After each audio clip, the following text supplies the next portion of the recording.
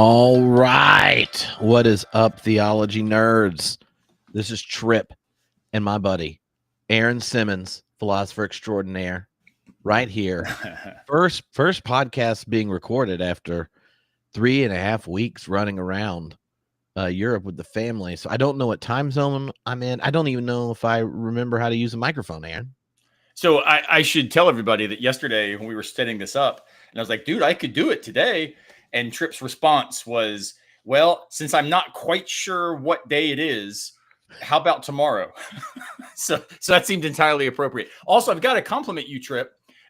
Your start lead-in bumper video, it's almost like that you have aged into your 40s, and it's moved away from like 90s hip-hop meets, stadium pew pew pew kind of sounds, and now it's this like mystical aura setting stuff. Well, so welcome to maturity, my friend. Sadly, it's just because I didn't have all my stuff uploaded because I hadn't turned the computer on in so long, so I had to use a pre. So the only time that you are mature is when laziness has overridden the immaturity. Thank you. I got to brush that off. I'm glad that we are on the same page then going into this. As I wear my Alien Ant Farm t-shirt in death metal script. So yes, clearly we are rocking at the level people need to access at 11 a.m. on a Monday morning. I really hope that's the font on death metal script. That's right.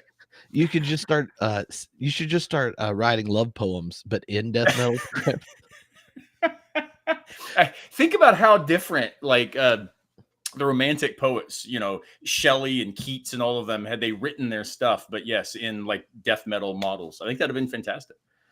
Oh, yeah. Well, so what we're gonna do today is we're gonna talk about just the collective failure of the church and the state. And the reason is Aaron and I were talking about this on the podcast, and the response was so big. We're like, okay, let's get a bunch of our philosopher and religion scholar friends to all speak into this. So we emailed a bunch of them, and quite a few said, hey, I'll totally record a talk. So we're running an online summit, Democracy in Tension. And here's how that whole summit's going to work.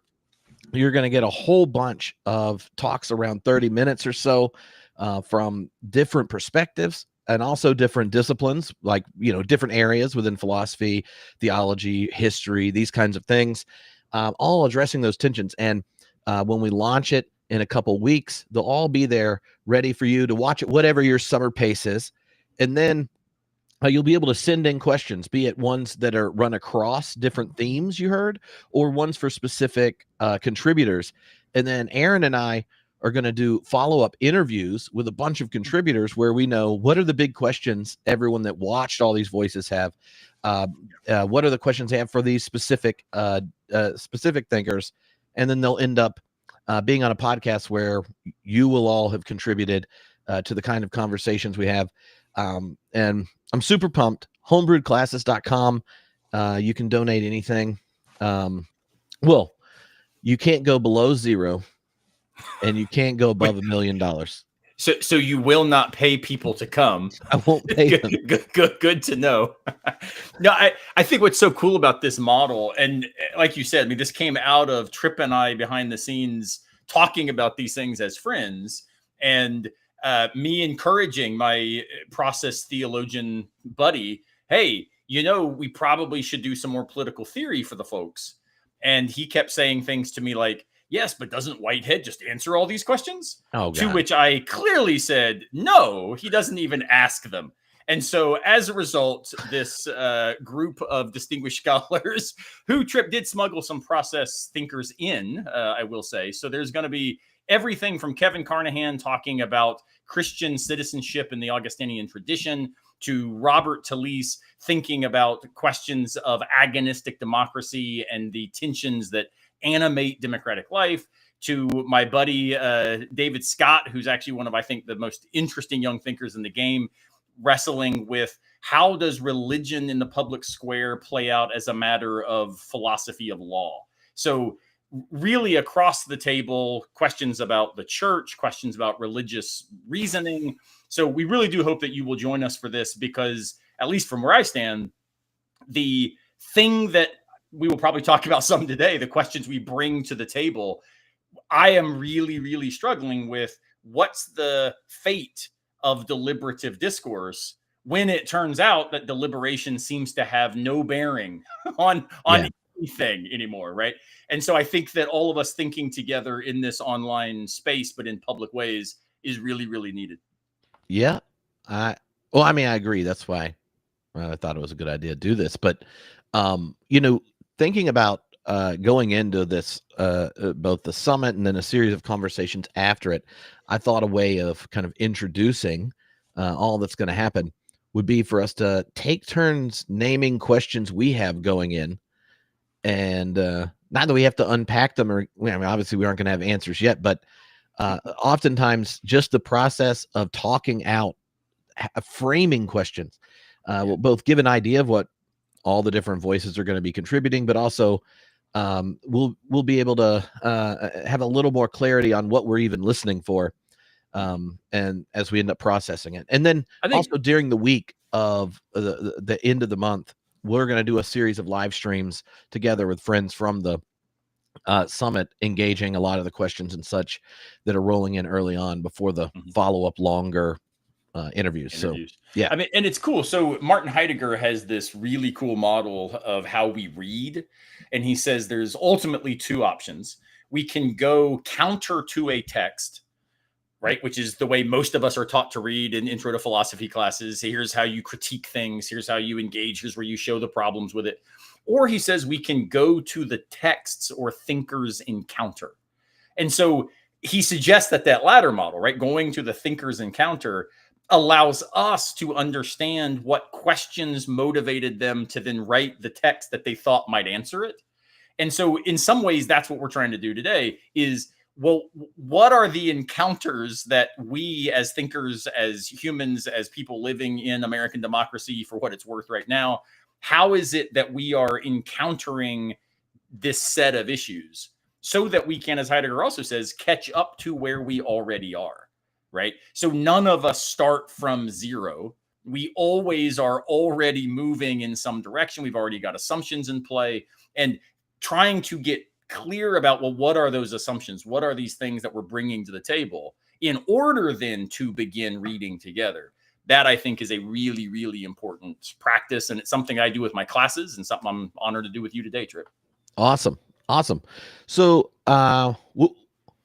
what's your first question? We can just take turns and see where this goes. So I've kind of already announced it, but my biggest question, the one that is motivating me in my writing, those of you who don't know, I write for a Substack called Philosophy in the Wild. Come check it out.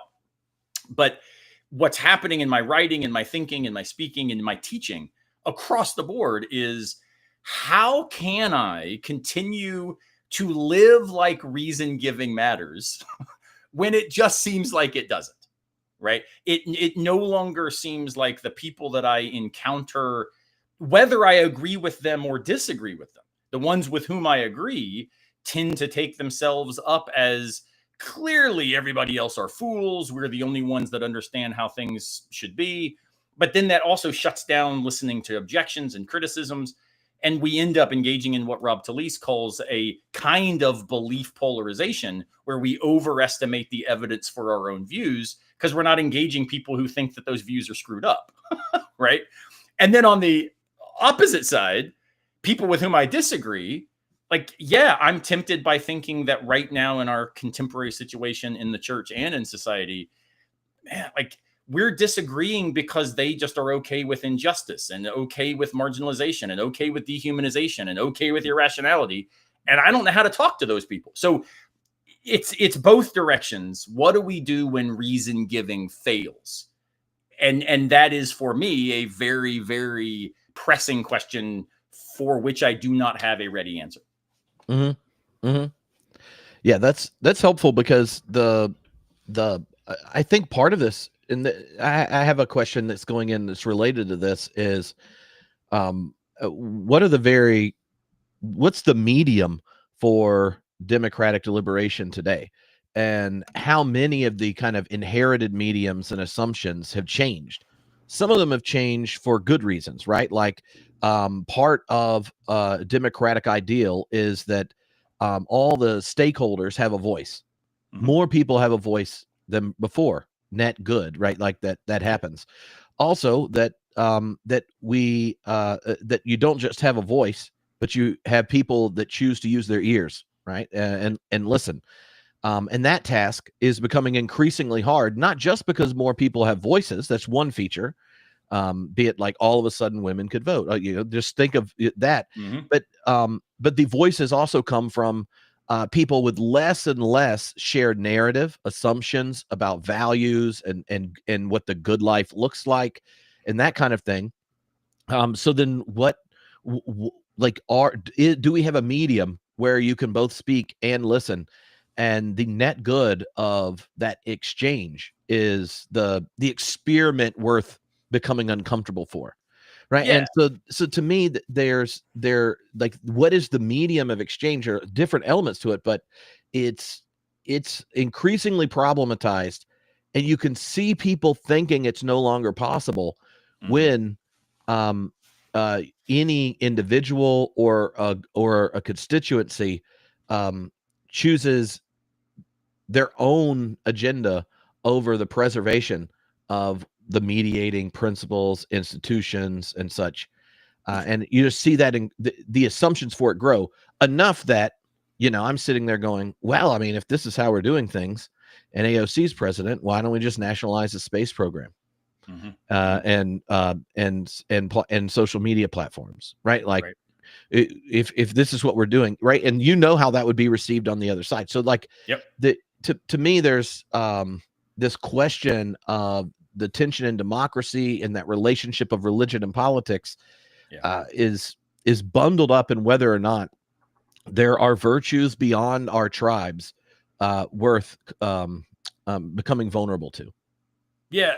So I think you're hitting on two related points, right? Which is, this medium traditionally has been a face-to-face discourse that, I mean, by traditionally, I'm thinking, over the majority of the years of this 200 plus experiment called America, we have thought about things in face-to-face contexts where we would wrestle with each other about ideas. And this happened in exceptionally local ways, right?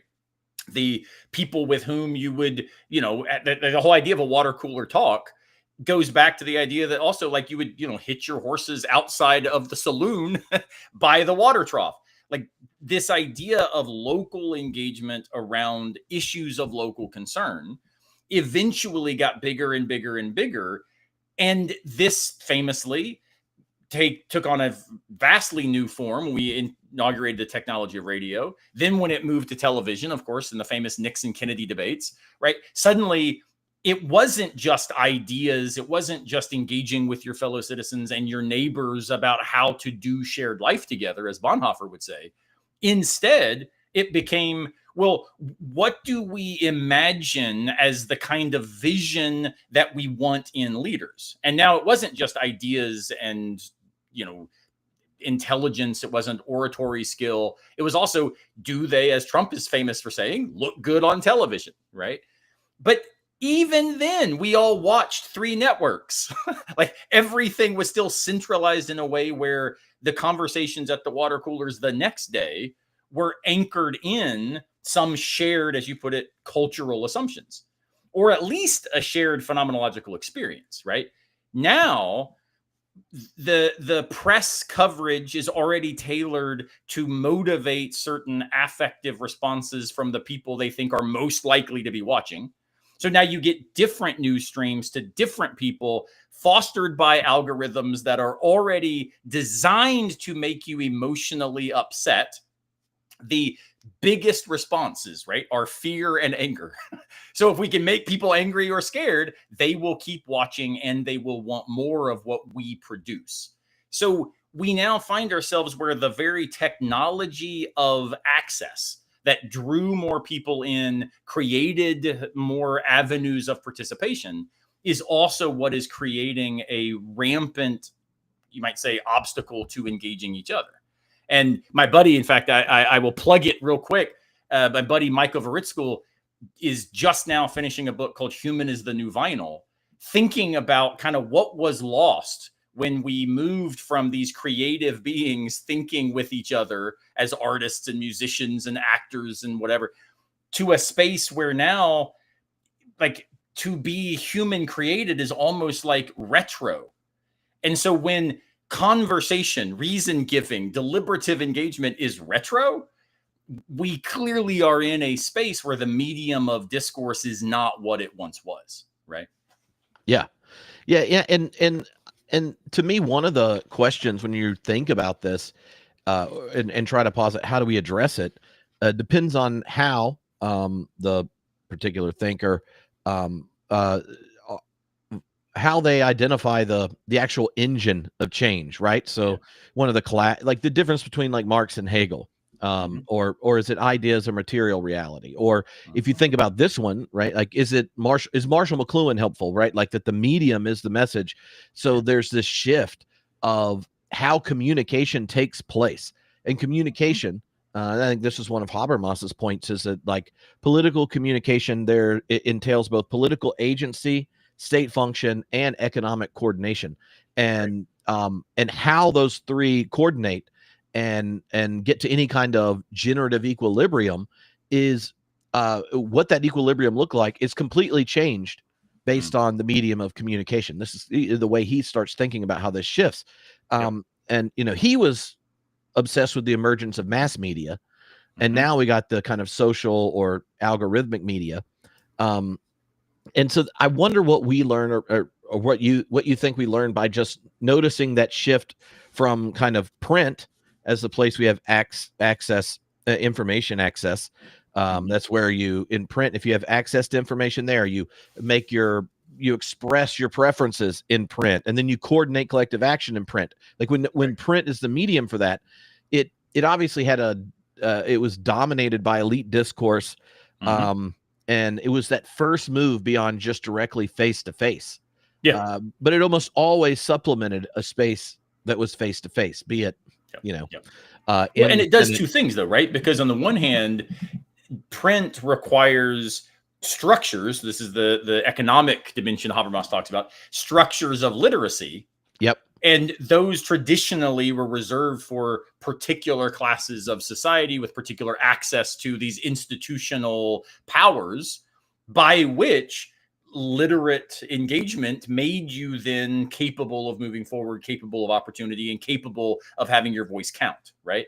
But notice also there's an old Platonic, Socratic question here, which is Socrates famously did not write anything.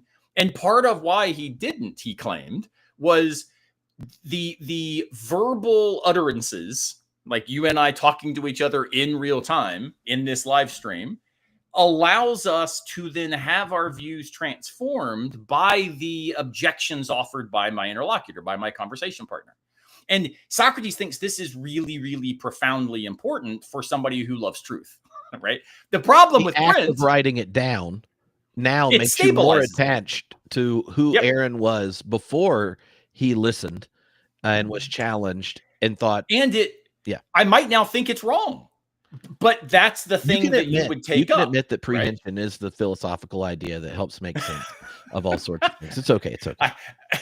Rather than making that make sense in terms of Derrida, which would be a hard task, the idea, right, is when you write something down, notice how this works for us. We then typically go on some sort of tour, whether that be with our friends or on an actual book tour or media tour, defending the view that we have put in print, leading people back to those stabilized views. But more than just we are now doubling committed to that view, it's, let's say that people find that written word. My goodness, like I wrote stuff 20 years ago, I really would disagree with today. But yet people find that and they think, Simmons thinks that X, right? And I'm like, well, I'm a Simmons, not really. It's strange. And so the idea that then we don't allow our ideas, our commitments, and our discourse to change is why Plato and Socrates have this debate about should we even write stuff down.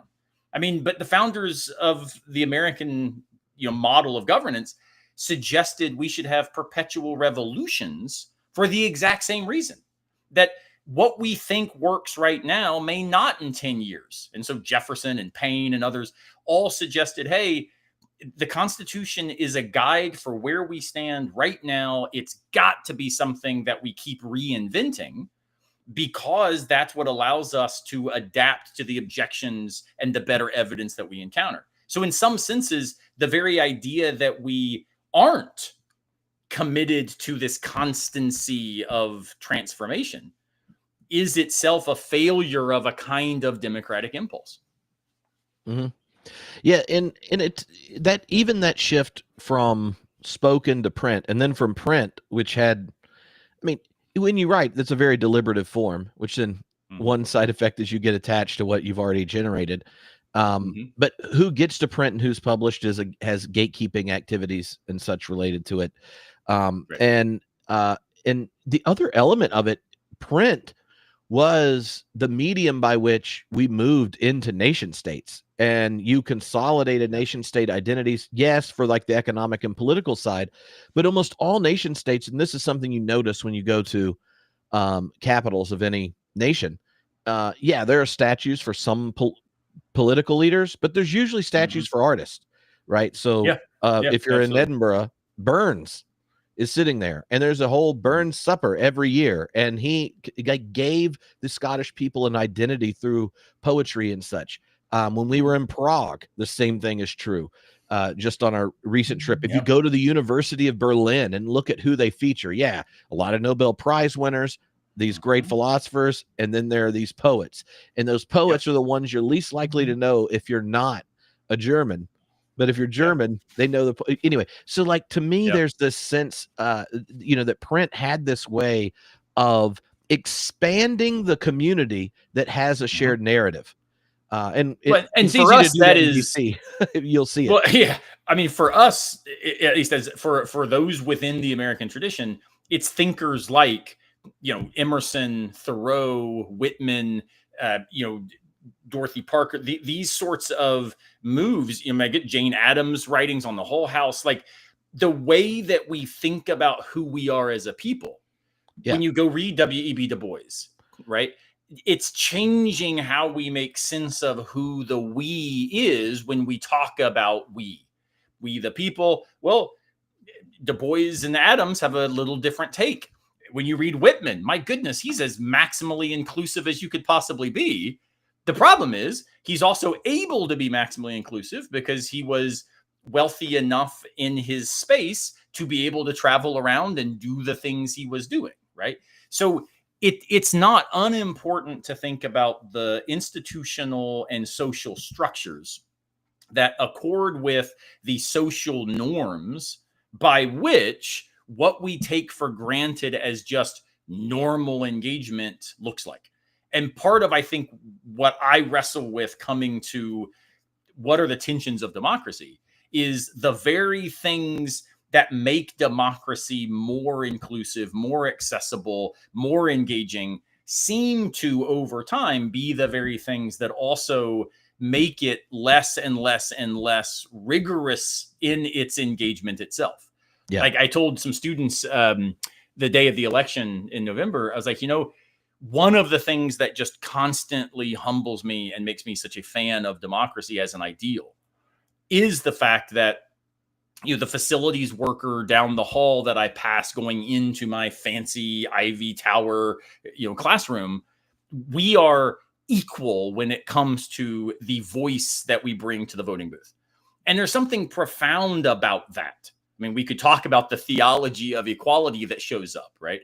However, it's also the case that when we start recognizing the very moral beauty of that equality, it also leads to a discursive problem, which is when there are so many voices, it becomes also very difficult to know which are the voices worthy of more attention, right?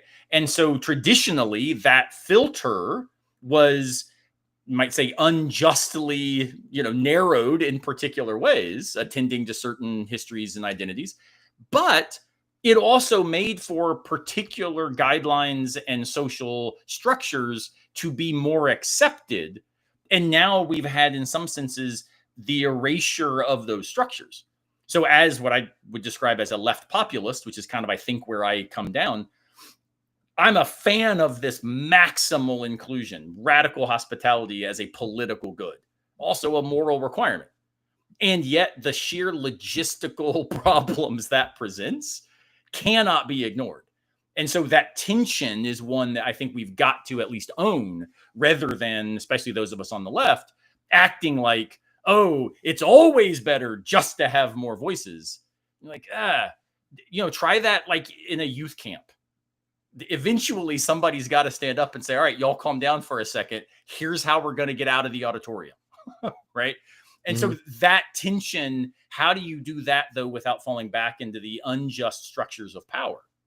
Who gets the microphone? I have ideas about maybe how I think that should go, but those are questions that are real questions for me going into this summit. Yeah.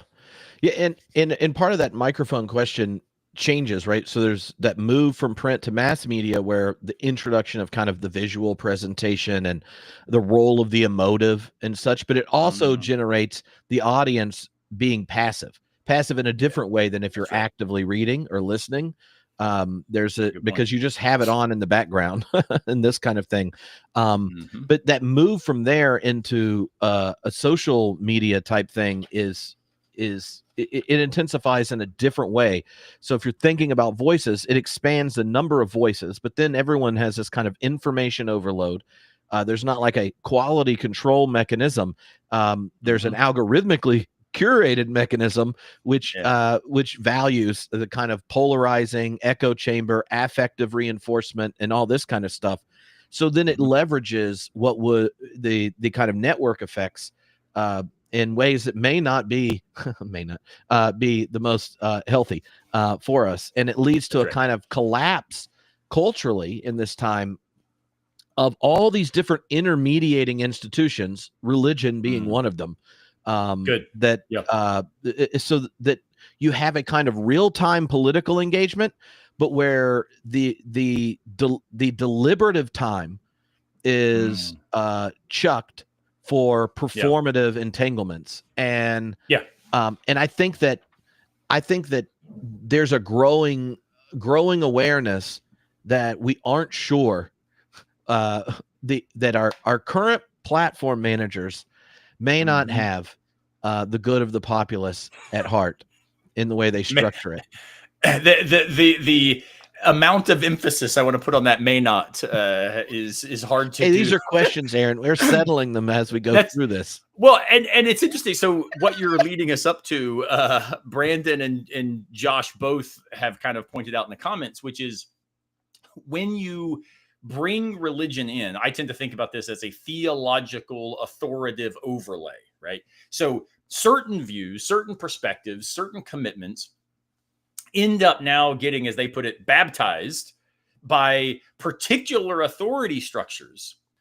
And those authority structures, ironically, claim to be empowering the people, their audiences, their congregations, right, with wisdom, truth, goodness, beauty, discernment, etc. But often what tends to happen, and I think this occurs in all directions, is that theological authorities often, though not always, can present themselves as unchallengeable in principle.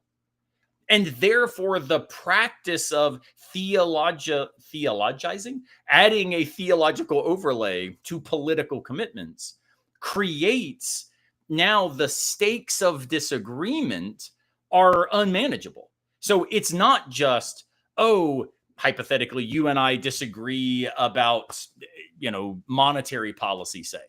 It's now, well, if you disagree with me, Tripp, you're out of step with God's truth. You're out of step with what this authority structure that is ordained by the divine has reinforced and advocated. And that becomes, I think, one of the most difficult wrinkles to this loss of public reason giving is so many people take themselves to be engaging in good faith because they think the view they hold is not just justified, but required by the faith they've been taught. And that is a difficult place to move from. I mean, my goodness, imagine talking to a Swiftie and trying to explain this is not good music. Now, let's bracket whether or not it my is. Time. Right. Like the sheer idea that whether or not it's amazing music or awful, the sheer idea that you could challenge that view is so unlikely because it's not simply a belief that is held. It's a core identity marker of how they take themselves up. And so when it comes to politics, Rob Talise does a lot of this work, who is one of our keynotes for this summit. He says there's really good data to show right now political division is becoming more important for identity than religious division. But part of why I would suggest is because the religious undertones or theological overlays are already supporting and then motivating why those political differences have such deep stakes. Mm-hmm. Yeah. Okay. I'm not even sure which one of us asked the last question, but I think I did. So it's your turn. Okay. Here's one that and I didn't even ask it till I'd seen a few different of the talks in that everyone's going to get to see because they seem like they came up with different answers to this. But what is he like? How in the world are Christians smitten with the least Christian president we've ever had? This is and it's not like if you just like made a list of ethical things and started checking them off. It's just that he's the first president that does not even need to gesture toward a Christian humanitarian ideal, right? Like he valorizes coercive power that is completely self-legitimating. He demonizes the other, like on July 4th, going after a whole half the country, and then narrates all relations with others in some zero-sum way where he is the valuator of what is good, true, and beautiful. There's no residue of an uneasy conscience, right? Like if you even think of like the politicians who I would say they should go to purgatory if I believed in it, which is, I think, kind of a requirement if you're going to be a president of the United States of America. But he's the only one that would never have lost sleep, right? You know what I mean? Like even George W. Bush lost sleep, and he's a war criminal. I'm saying that, not Aaron Simmons. Just so like he has no residue of an uneasy conscience, and he divides people by their allegiance to him, and defines his vocation as service. And not by, he defines his vocation as service to his bottom line, not to all people. So like all the gifts that Christianity gave Western civilization consciousness that are good. It's humanism, it's universalism, it's valuation of the weak as the locus of ethics. He doesn't have any of them. Like they don't exist in his mind at all. And well, David Brooks puts this, and I wrote about this on Substack actually, but David Brooks puts this as it's a teenage version of Nietzsche that has now just been like run as not just political power, but actually somehow a distorted view of what Christian ethics involves. And for anybody who's watching, though friends of mine like Bruce Benson and I and many others draw lots from Nietzsche to think well about religious existence, none of us would suggest that Nietzschean ethics is a guide for living the way of Christ. So like this is as anathema as you could possibly get. And you're right to say somehow 81, give or take, % of at least white American evangelicals think that he is not just appointed by God, but a arm of the divine vision of social life. And I struggle with that as well. I wish Kevin Carnahan were here, because he and I have different views on why we think this is happening. For what it's worth, spoiler alert, his views are much more nihilistic and snarky than mine are. No way. So can you imagine? It matches y'all's sense of humor. Is that? So I'm with you. This is a great question. I think that there will be lots of different answers to this question, depending on the evidential base one wants to appeal to, right? So if it's a matter of, well, here's this historical progression, here's how we can track the rise of the moral majority, how things transformed under the Warren Court, the response to Jimmy Carter, like there's a historical story that can be told. There's another story, though, that's sociological, that we could tell about the way in which certain kinds of populist rhetoric has long been anchored in an American psyche. And this is something that originally was very much used by the left relative to unionization efforts and such, has now been deployed by the right to rally a certain kind of resistance to the very structures of educational identity that we used to prize as giving us the skills that we need, right? So, and I would say there's a theological story, right, that one could tell. That, I mean, my goodness, like William Barber tells a very interesting story about, and here I use these words in guarded ways in a kind of Barber space, but, there are demonic forces that function as power structures reinforcing their own narrative and status, right? Which is kind of Barber's way of reading liberation theology in this sort of, battle warfare royale. We could tell that story. As a philosopher, I can simply say, well, look, there's always been, from Foucault all the way back to Machiavelli and Hobbes and others, a deep, deep attraction to the powerful as the way that we can kind of see ourselves in someone else. And we don't like being duped, and we don't like being weak. And so when you've got a guy who steps up and says, I've never made a mistake, I've never made an error, I've never believed anything falsely, I've never missed a question on the GRE, like the sheer perversity of his arrogance is something that there's a deep philosophical account for why we find that more compelling than the stories of Mother Teresa wrestling with her own faith in the midst of genuine dark nights of the soul, right? We don't like that kind of ambiguity. And we've now got, you might say, economic reasons that continue to support, hey, how do you reinforce the erasure of your own mid-age misery?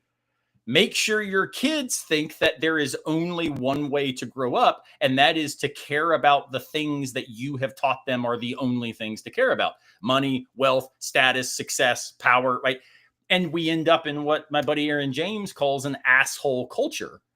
But an asshole culture is what the philosopher Michel Henry describes as committed to a fake objectivity that leads to barbarism, because it erases all the creative upsurge that is anchored in being critically aware, humbly disposed, and then hospitably engaged with others. Trump is none of those things. So I can say philosophically, he's leading us into barbarism. And that barbarism is reinforced by a bunch of assholes who continue to present themselves as the ideal of human flourishing. So on all those levels, right, it's not that anyone's disagreeing with, yeah, we're screwed. Somehow the people who should be claiming X are out there rampantly defending not X. It's, well, how did we get here? There are lots of different stories depending on kind of what evidence you want to draw on. Mm-hmm. Yeah. Well, is that hopeful enough? Are yeah, we really good to go? All right, Aaron, what's your next question here? So I am wrestling. I'll make this one really, really practical. So, should we? And I think I know the answer to this as I ask the question, but I'm going to ask it because it depends on the day whether I think the answer works.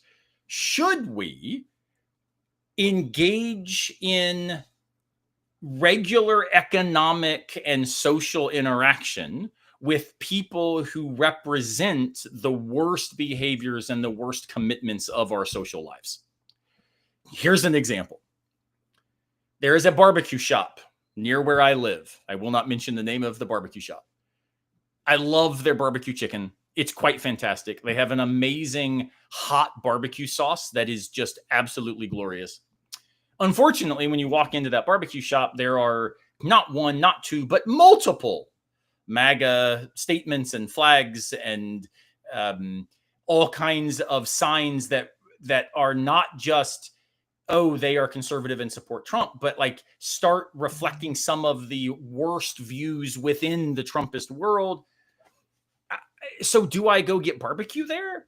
And I think the answer is yes, because you engage with those with whom you disagree. Like I want that to be the answer. The problem is I think, well, how else could we possibly engage in social critique when there's no space of actual engagement? Right? We're not watching the same TV shows. We're not going to the same things. If we aren't actually in our local spaces saying, you know what, respect you as a person. I would love to get coffee and hear about why you hold the views you do and think with each other, but I can't eat your barbecue because I cannot support the structure of people who are supporting this injustice. So there's a very practical and petty, like I feel icky even saying that I wrestle with that question, but it genuinely is one with which I wrestle. What about you? Is that a thing that you have encountered? I mean, you're in the South. I thought about that a lot more before I got assigned the psychological science and religion class and realized like the actual way someone changes their mind is through social fusion, which is either first or second hand relationships with people in non-partisan spaces, right? Like meaning like you're not in any conflict with anything. So you have social or economic relations or anything like that. You're involved in the same social group, you coach together, go through the list. Any of those type of relations have more power at changing one's mind on an issue or expanding the legitimate space in the public square, right? So they might not go, I'm a left-wing populist like Aaron since he ate my barbecue. But they're, it's much more likely to be like, well, at least he's not that bad. And this has been shown on in multiple different Western countries, as well as both political and religious issues or cultural ethical issues. So like even let's say someone that's a Bible believing evangelical Christian, explaining to them that the clobber verses in the Bible for LGBTQ exclusion are kind of like stupid and make no sense if you understand the Bible. It just doesn't mean what they think it means. That is less compelling as just one of their best friends has a gay kid. Yep. And so, and you could go, oh, well, then I guess truth doesn't matter, blah, blah, blah. Or you go, the truth of material existence is the image of God that is expressed in the multiplicity of human beings in their lives. And that is ultimately more compelling because the face of that other that they would want to other is the actual invitation to meet Christ, if you're a Christian, God, the sacred, whatever, that their face calls them to account, right? And so when we create those barriers and kind of like self sort more and more, then you actually create the context where what is it in those different tribes that legitimate dismissing of the other get stronger. And that's something I know Robert talks about in his book, and y'all talked about in the interview you did with him a few weeks ago, that once part of your self-definition is purity, it just keeps getting more pure, right? And so so then you change your mind to go along with what everyone in your group is. You start kicking out people that are 90% on your team, this kind of thing. it could lead you to go like, oh, this is the most votes any Democrat running for mayor has ever had, and yet you disagree on something and you aren't sure you're even going to support your own party. Like you do something like that because they aren't the purity tests are complicated. Yeah. Anyway, so what do you think though? Because like what Talese argues, and I think he's got to be right about this, but it's knowing he's right is different than enacting the rightness.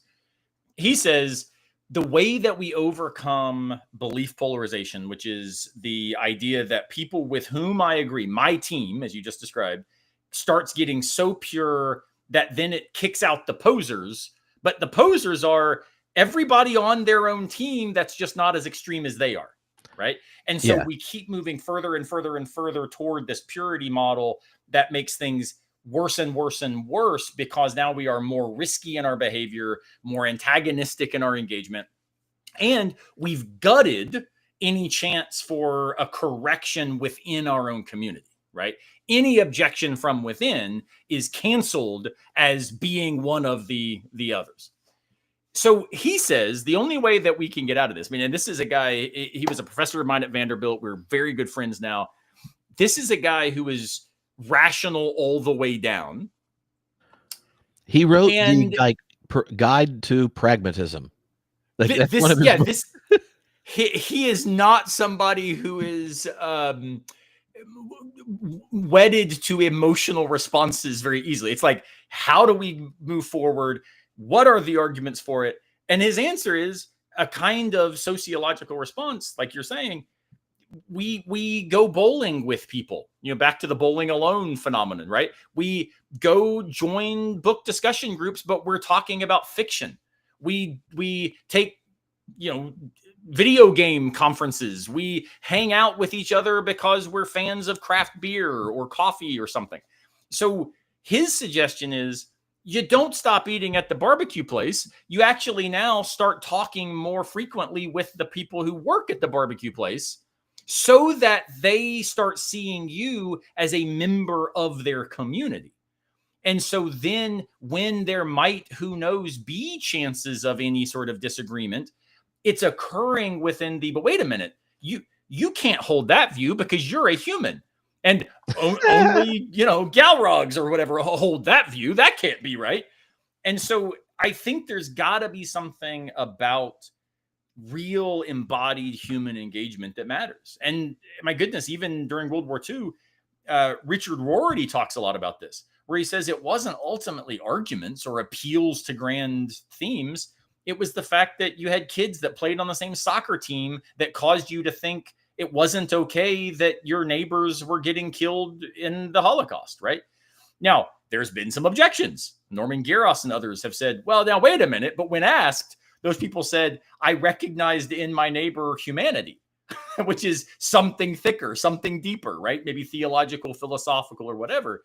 So it's not that we abandon ideas, but those ideas play out as on the ground interactive stuff. I mean, you and I, when we go watch Wake Forest and Florida State football games, where Florida State hopefully will continue to destroy Wake Forest at all fronts. When that occurs, you'll at least spend the most money, Aaron. But when we go see this, like, we end up, just because we're the kind of people we are, talking theology and philosophy in the stands. But our discourse is now anchored in embodied human togetherness in a way that makes the stakes of those disagreements or those tensions maybe less severe, right? So that's where I ask this question. Should we eat the barbecue place? Should you get your oil changed at the, guy who's got the Trump flag out front? I want to say, of course you do, but then you also try to establish relationships in those spaces. But I'll be honest with you. I told my wife this week, she said, you want to go get barbecue? It's like, kind of don't want to support them right now. Right? So this is the tension in my own life. So what about you? Back to you. A question you're wrestling with. Here, I just even on that question, I can think of like 4 or 5 different variables different people in the summit will name. Right. So even if you have this question, there are different ones, and obviously multiple ones could be part of an explanation. But right. So part of it is the question underneath this is material anxiety. So the same social psych stuff that we'll talk about, personal conflict, personal connection, overcoming these kind of like judgments.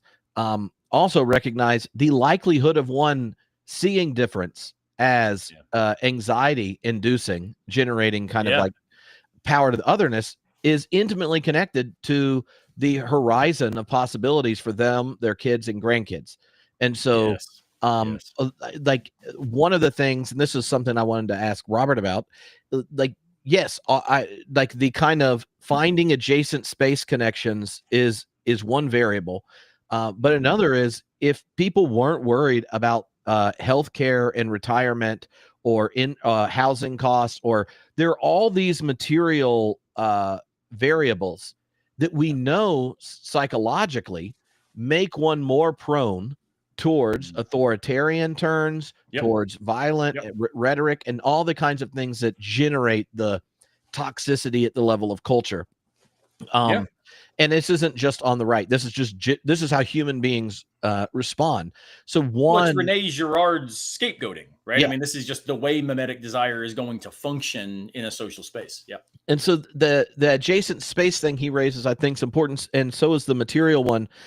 There's also the problem of cultural coding that runs through it. So when anxiety is ratcheted up and tribalism is up, then those adjacent spaces, and this is something I think you are voicing, like even in your conversation with Vanessa about going to the barbecue place, is but it is culturally coded, right? So if we go to this restaurant, it means X about me, right? And that's right. Or if I get my wedding cake from here, or I sell a wedding cake to these individuals, it means X, Y, and Z, right? So the even the number of adjacent spaces, what are the real ones where they're actually kind of like, free space for cultural interaction, and which ones actually involve somebody crossing cultural code lines on behalf of something bigger, right? And so, and what those look like really vary as to who you are. So you and I, straight white guys, crossing it into that barbecue restaurant's one thing, but we have friends that's right. It's a very different element. And the other variable that it was going to Europe and just talking to lots of people that made it stick more is social cohesion.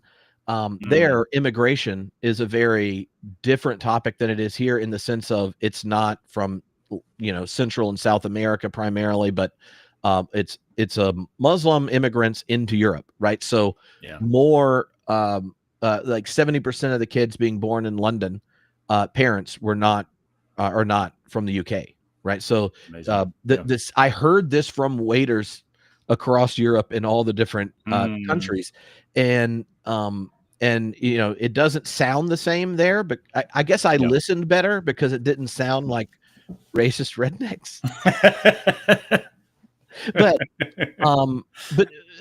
that also connects to another feature of the social psych stuff that Robert didn't talk about in the book. Well, I read them quickly and sent you questions, but I don't remember him talking about, is that they from best that we can tell, there is a percentage of influx of a different culture that unsettles social cohesion, right? And so oftentimes we frame the immigration discussion in the West as those that are like kind of like cosmopolitans. So we want better menus and better food from around the world, and we should be welcoming and opening to everyone and this kind of thing. And then the other side, we're like, oh, they're being racist, or they're being closed-minded, or whatever. And they have this, they have a kind of like cultural essentialism that there is an identity, there is something to being American, or something to being British, or something to being German, or something. Anyway, I heard it in all the Europe. I went to 4 different countries, even in like even in Switzerland, I heard it repeatedly. So, wow. And what was interesting in Europe is, well, how does this create problems, right? So they are all apologizing to me for having Trump as president. So they'll share their problems to make me feel better. but it almost all was they see the social safety net, the things of if you have a shared story as a nation, access to them, getting access to them is the biggest threat. And then, well, they don't, and it's not even moral things. It doesn't sound like they're gonna instill Sharia law, or they don't say that kind of stuff. It's like, well, we had to put up I don't want to hear the call to prayer in the middle of my worship service, or I don't want to hear, and you can get how you're sitting there with someone whose family's been there 600 years and going, I don't recognize my neighborhood anymore. Is that even a viable opinion to have in a democracy? Right. And I think but like once we ask that social cohesion question, there are all these variables that show up at the macro to like the material, and it's just so complicated, and which ones drive more of the others, but almost all of them have like psychological science that goes, this makes us worse, and it's hard to then talk about them politically. Like if Trump and JD Vance had done what they said they were doing on economic policy when they were running, not like the opposite in the big beautiful bill, like there would be less tension if the like family income tax credit was expanded, and and the decrease of child poverty that was accomplished under Biden's administration didn't get unfunded but was refunded and expanded, which is what they said they were going to do. It didn't happen. But the conflict, like what happens in that, undoes a lot of the toxicity that generates this tension, or like us never having an immigration policy generates for now cultural ideals of the cultural essentialist or the cosmopolitan are like lambasting the other, even though the potential for a cosmopolitan view or preservation of any historic ties to the past are undermined by making no decisions and letting the market decide. So the kind of political impotence around these different variables, they mostly make me depressed. Well, so I think the way I think about that in ways that make as you put it, the kind of racism, the xenophobia, the sexism, homophobia, all these things that one would rightly morally oppose, it makes those sort of bracketed just enough to see the political theoretical question that's being asked, right? And the way I think about it is this. Think about your favorite band, and you go, or even genre, and you're going to concerts of that genre or by that band. And then suddenly a whole new group of fans start showing up, but they do not understand the mode by which this space has traditionally operated. And maybe even their presence is now creating a new kind of intolerance, moral repugnant views maybe start showing up internal to this space, right? It doesn't seem unreasonable that you would be radically hostile to these transformations in your cultural imagination, in these social constructions that are pre-existing the contemporary space, right? And just as a couple examples, like if I'm editing this book right now, co-editing this book called The Heaviest Ideas in the Universe, and it's a philosophy of heavy metal. Super stoked about it. Hopefully it'll be out in the spring. And it's a hardcore academic book, and there's all these academics taking really serious considerations of heavy metal culture, lyrics, performance, etc. Well, one of the guys named Nick Smith, I actually did an interview with him on my podcast called God Hates Us All Radio, which is about philosophy, heavy metal, and theology and stuff. Nick argues that there are norms that operate in a pit, right? This organic, pulsing, dangerous thing that happens at extreme metal shows. And he says the only way to understand a pit is to understand that there is a lot of moral repugnance involved, right? People are getting hurt. There's all kinds of horrifying toxic masculinity that plays out in these spaces. It's a very elitist space. It often ends up having kind of racist overtones. Like, this is a horrifying warrior ethos thing that we should get away from. However, it's also a space of radical equality, human engagement. Everybody's welcome. You understand if somebody goes down, you stop and you pick them up. Like, there are rules that govern this space. And so somehow it's both of these sides that form this thing. But when it gets taken over by folks who don't understand how these rules work, it just becomes dangerous. It flips into its worst temptations rather than those temptations being things to avoid, right? And so this philosopher, Nick Smith, like, wrestles with these tensions, and he describes the need for what he calls pit elders, which is one of my favorite new cultural terms. So a pit elder is somebody who's been there, done that. Now maybe he's not in the middle of stuff, but is the person kind of there making sure that they're kind of, hey, you want to join this thing, young buck? Come on. There's ways this works, right? The problem is that sounds a lot like what we would call, gatekeeping and policing borders and excluding difference and not allowing for marginal voices to have a space. Like, so the very thing that in those spaces I would suggest is necessary to prevent it going off the rails is, and actually makes it accessible then to new people who are coming into that community. Those are the very things that in other spaces we, especially on the left, would see as the very worst manifestations of the moral failures we oppose, right?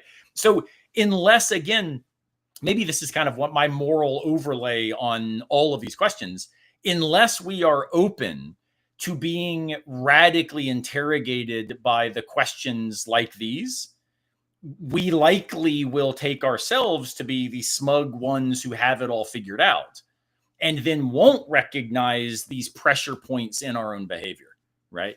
And so I think I love that you went to Europe to discover these issues, because it sometimes requires being in a space where it feels different enough to see what is otherwise taken for granted, right? So if I've not been to a Taylor Swift concert, and I don't mean to keep picking on her, but if I go to a Swift concert, there's a whole bunch of norms operative there that I just don't get.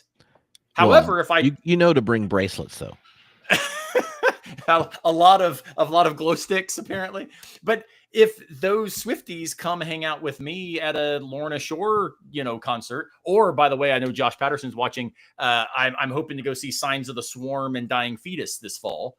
Like, these are not bands where the Swiftie assumptions are going to operate easily, right? But does that mean that they shouldn't operate? Well, maybe, right? It's like understanding multiculturalism is a good. Multiculturalism also comes at costs of social cohesion that might be necessary for a certain kind of deliberative democratic project. And that tension is an old tension.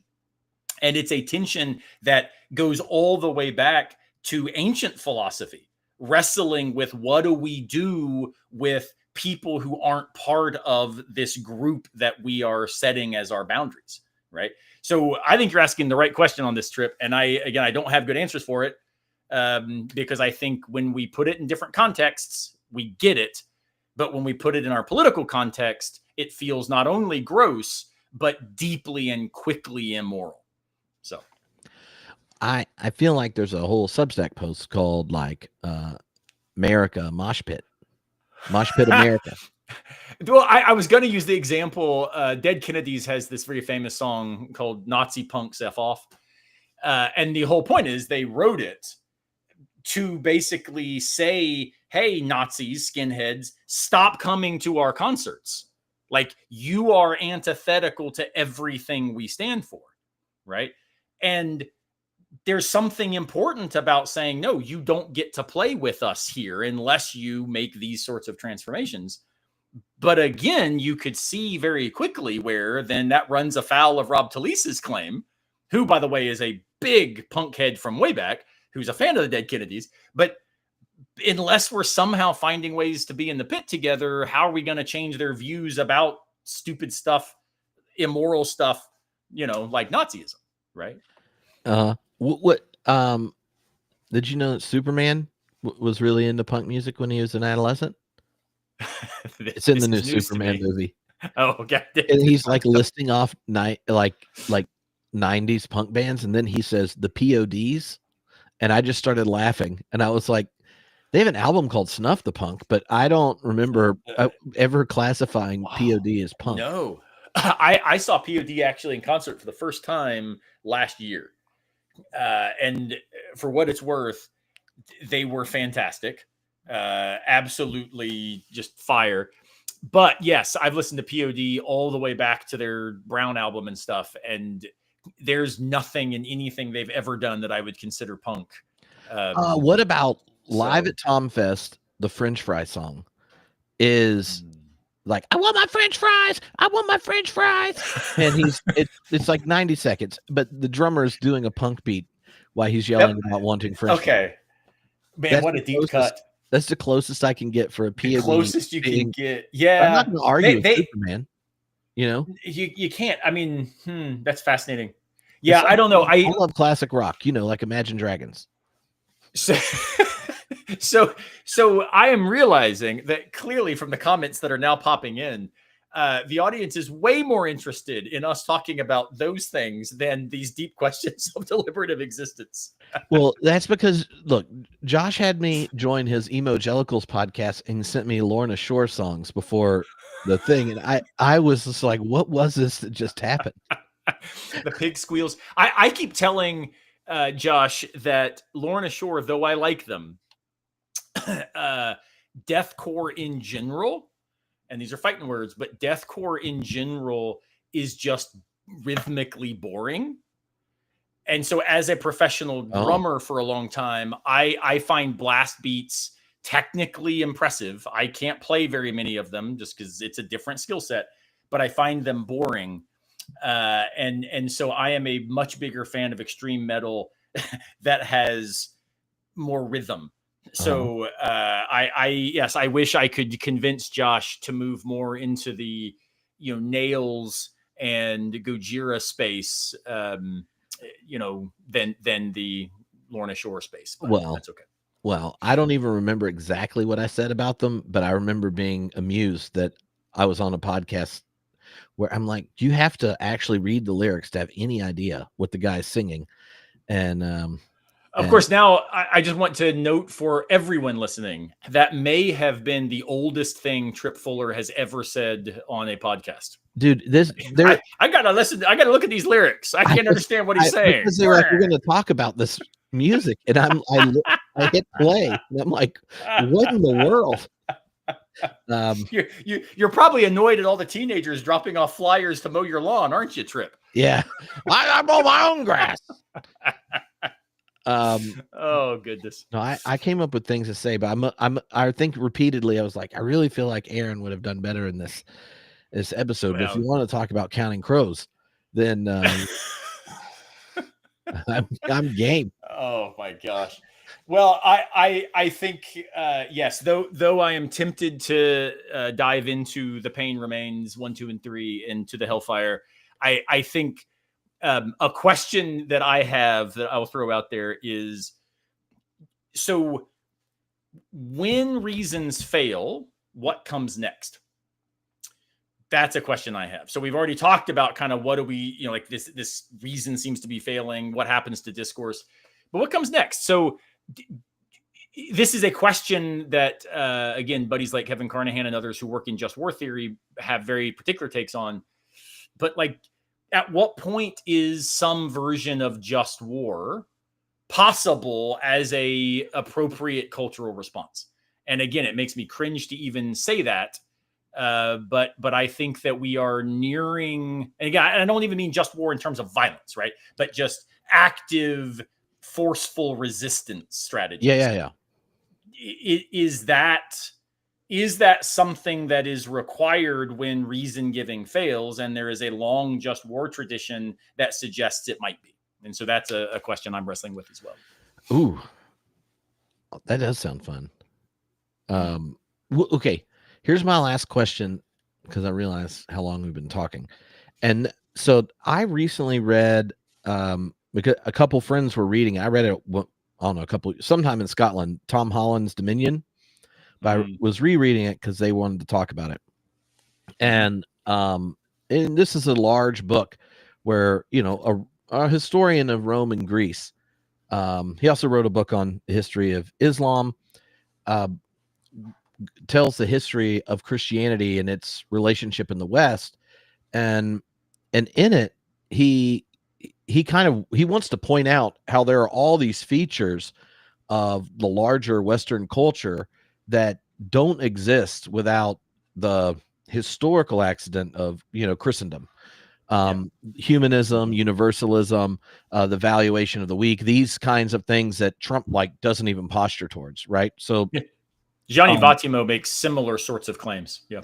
And so this is a a kind of like a history that is kind of like a genealogy of their birth, like from the cross, how does it become culturally normative and shape stuff? And then what happens with Christianity in the decline. And so I found the book fun, and then realized it got really popular like years after the book came out, and he's done lots of talks about it. So I watched a few talks, and he asked the question, like, what do you do as someone, he grew up Anglican, but he's not religious. He would have said he was agnostic or whatever, but to go, but after doing this book, he's like, I don't know what the future of the West is without the kind of shared religious superstructure of Christianity. And he gave kind of three possibilities, each of which I could, if you were like, debate this, pick one, I could do all three, So one, he goes, what a lot of people were hoping for in Western elites is that Christianity is like a spaceship where it takes off, and then religion and Christianity are like the booster rockets. That once it's out of gravity, they fall off, and then you keep all the perks, and they exist there. Which would be Derrida's religion without religion. We have the structure, no longer the determinate content. Yep. Right. And at least in our current historic moment, that evidence seems to undermine that as a functioning, or at least as an accurate prediction of where we are in the present. The second option is like Christian belief in ethics. They recede, and as they do, as humanism and universalism, the value of the weak, and these kind of things decline, a new authoritarianism emerges as the binding narrative of protection and orientation for people, where you no longer have these shared assumptions that we posture towards. And this, by the way, is Simon Critchley's book, Infinitely Demanding, which you and I talked about on a podcast a couple months ago, where he says, when you end up after the death of God, you have either active nihilism or passive nihilism. And the active nihilists are way more interesting because they become authoritarians. Yeah. Right? The passive nihilists just start podcasts and whine about things, he suggests. And so there's definitely going to be a kind of authoritarian upsurge, he says, because we've lost the authority structure by which we understand meaning as stable. And so we go desperately looking for something to replace it. And he says authoritarianism, especially right-wing populist authoritarianism, fills that gap because it positions itself as a God without God in ways that let the God people still use that rhetoric, which is another way of explaining why so many white evangelicals are still Trump fans. Yeah. Or how the Nazi regime, which was anti-Christian, was surprised about the responsiveness of the German Christian church movement, and then decided to mute some of their internally explicit critiques of Christianity and said, hey, let's just wait until after we win the war to eliminate Christianity. Right. Like exactly. But in the meantime, we can de-Jewify the Bible. Which they did. Anyway. I think that understanding, for folks that like these different discursive options, these different strategies there's reasons why there are like traditions predicting them, right? Because it's not, we're not facing something radically new. We're facing the almost necessary results of very old tendencies newly presented. And by the way, hello, Michael. Great to have you join us. So you get the spaceship takeoff, right? The boosters leave of religion, but the trajectory goes, the belief recedes, the ethical reservoir is undermined. And then he said there's also the possibility of some kind of return to the root of Western existence, which is largely he would say something like Jerusalem and Rome and Athens filtered through the cross. And in that group has, of late been really interested in some of the kind of Gen Z responsiveness to more traditional Christianity, right, and that kind of thing. But it's fascinating. Like, you quickly were just naming philosophers I was thinking of. He's a historian giving these ideas, and I'm like, well, whose theory of religion would match this, right? And I think the temptation for more progressive Christians is the first, that our anthropology is not low enough, so we think it's like a spaceship.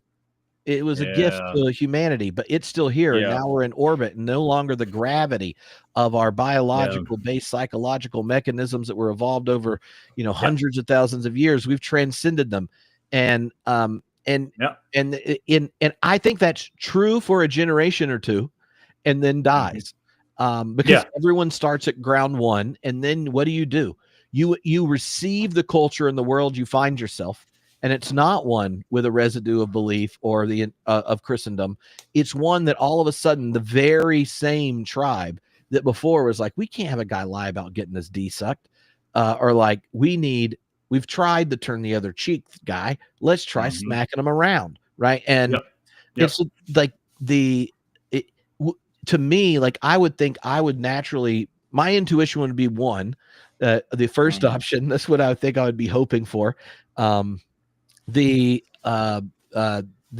would be fearing the idea that when the dissipation of belief, ethics dissipates, and I would just naturally be worried that a return to religion's return to the worst parts, right? So but see, I think I land differently here. And by the way, Josh, the book is Infinitely Demanding by Simon Critchley. So I worry about the first, we'll call it your spaceship model, right? I worry about the spaceship model because, as John Sanders and I have argued elsewhere, when we start making religion and God and theology just kind of propadeutics to good liberal politics or something, what we've ended up doing is thrown the baby out with the bathwater in really, I think, problematic ways. And so we end up actually with a dangerous sense of we are like, notice the weird self-congratulatory rhetoric that happens. We are the only ones who recognize the stuff that we've got to abandon and the stuff that can remain, and the stuff that remains, well, who-de-do? It looks an awful lot like me and my pure tribe who've got it all figured out. Yeah. Right? So the worry about the benefits of the spaceship model are that it actually fosters even more belief polarization in the process. So I actually would probably land, like, politically, number one, hands down. Yeah, that's what I was meaning. The assumptions of progressives act as if one is true. Yes, right. And I'm entirely politically fine with number one. As a member of a multicultural, plural, radical democracy, I think at the end of the day, you got to say, you know what? Whatever your religious views, you got to bracket the way those reasons function for you when you come to debate in public spaces. And we've got to find ways to give reasons that are accessible to all members of our society. Full stop.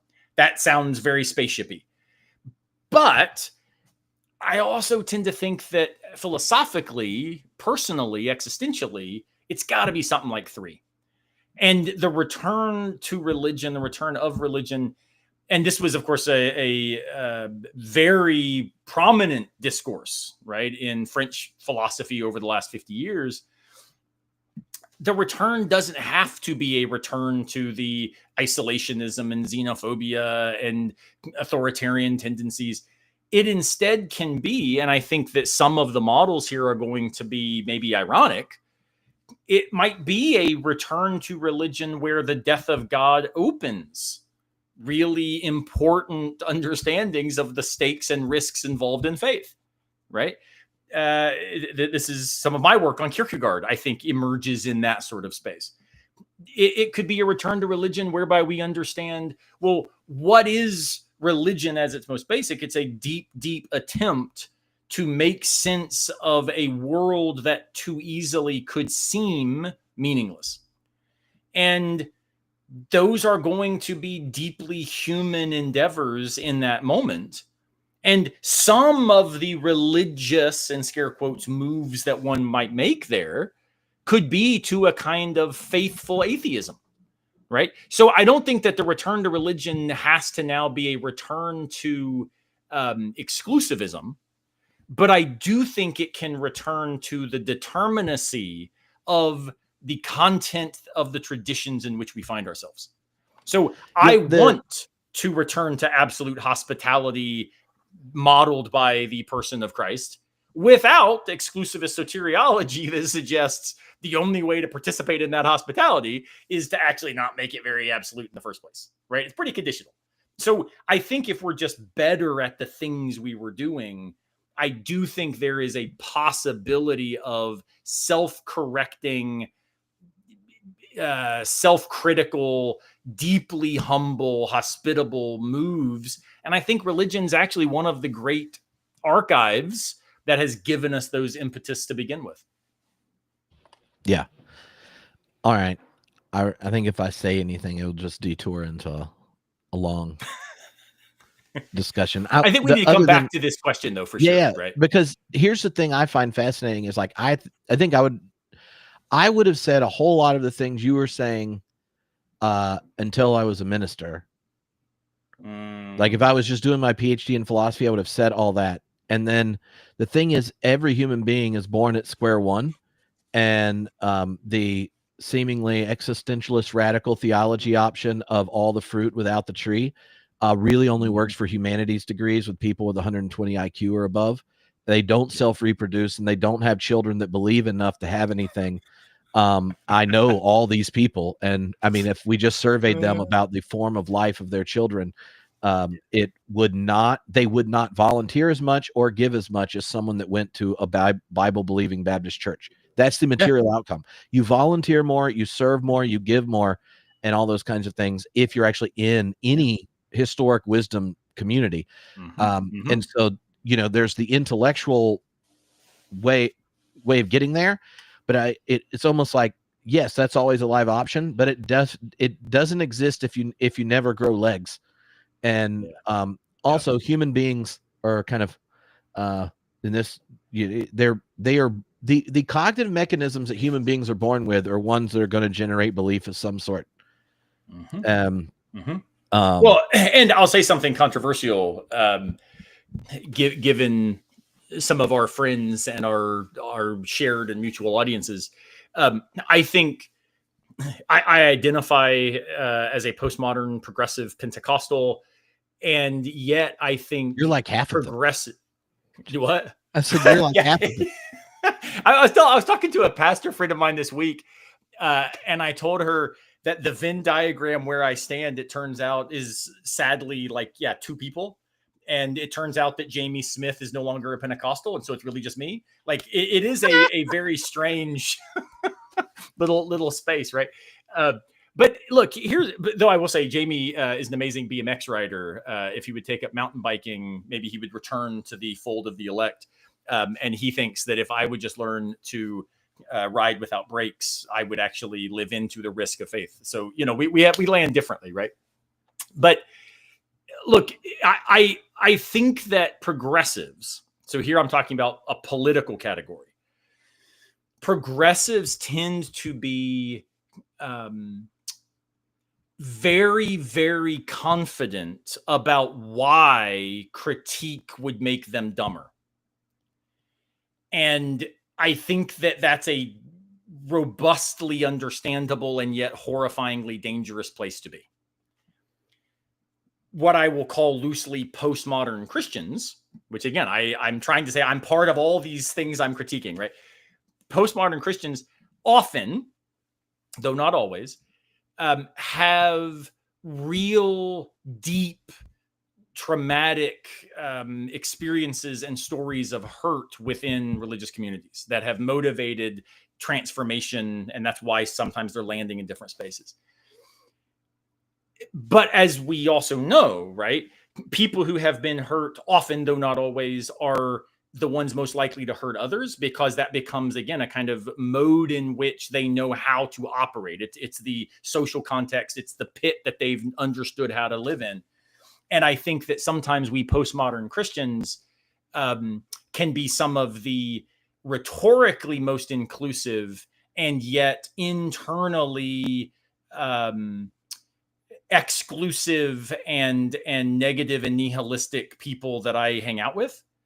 And so finding a way to say, well, what does it look like to genuinely love the widow, the orphan, the stranger, the marginal, the oppressed, the outcast, and then recognize, and sometimes those people are going to also be not the people who look like what our progressive sense needs them to look like, right? That tension is one that I think makes us ill prepared for the kind of work that we have knighted ourselves as the only ones capable of addressing, right? And so that's not really a question. It's more of a concern about where we find ourselves. But I definitely am wrestling with that in my own life, in my own communities, because, man, it is just so easy to be smug. And I'm trying very hard to let my philosophical training challenge me anytime I start feeling like I'm getting that way. But then I try to also remember, no.